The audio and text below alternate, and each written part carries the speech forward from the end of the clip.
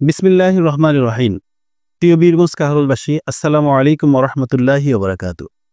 পবিত্র ঈদুল আজহা উপলক্ষে আপনাদের সবাইকে জানাই আন্তরিক শুভেচ্ছা ও মোবারকবাদ। ঈদ মোবারক। এক ঐতিহাসিক ত্যাগ ও আনুগত্যের প্রেরণা নিয়ে প্রতি বছর আমরা ঈদুল আজহা উদযাপন করি। এই ঈদ হযরত ইব্রাহিম আলাইহিস সালাম ও ইসমাঈল আলাইহিস সালামের ত্যাগ কুরবানির এক অনুপম নজরানা। প্রিয় ভাই ও বন্ধুগণ, আমরা আজ এমন এক সময়ে ঈদ উদযাপন করছি যখন দেশ জাতি একাধিক সংকটে জর্জরিত।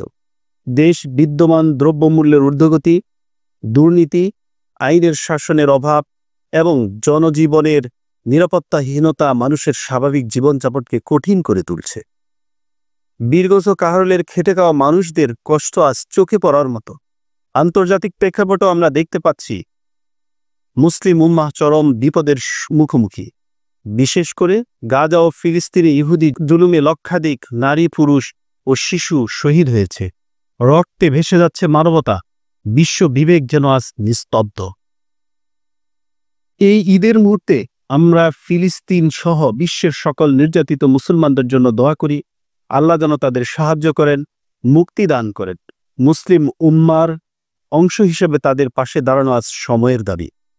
একই সাথে জুলাই বিপ্লবে অংশগ্রহণকারী ছাত্র জনতার প্রাণের দামে অর্জিত দ্বিতীয়বার স্বাধীন হওয়া এই নতুন বাংলাদেশে সবার নাগরিক অধিকার নিশ্চিত করা আমাদের অপরিহার্য কর্তব্য।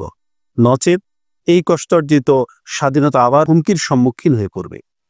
প্রিয় ভাই ও বোনেরা, এই পরিস্থিতিতে আমাদের প্রয়োজন সৎ, দেশপ্রেমিক ও আল্লাহভীরু নেতৃত্ব, যারা সত্যিকারে ইনসাফ ও কল্যাণ নিশ্চিত করতে পারে। বাংলাদেশ জামাত ইসলামীর সেই আদর্শে রাজনীতি করে। আপনাদের সেবা করার লক্ষ্যে বাংলাদেশ জামাত ইসলামীর পক্ষ থেকে আমাকে জাতীয় সংসদ সদস্য প্রার্থী হিসেবে মনোনীত করেছে। আমি প্রত্যাশা করি বীরগঞ্জ কাহরুলের সবাইকে নিয়ে উন্নয়ন, যুব সমাজের সুশিক্ষা ও কর্মসংস্থান এবং দুর্নীতিমুক্ত প্রশাসন প্রতিষ্ঠায় ভূমিকা রাখব ইনশাআল্লাহ।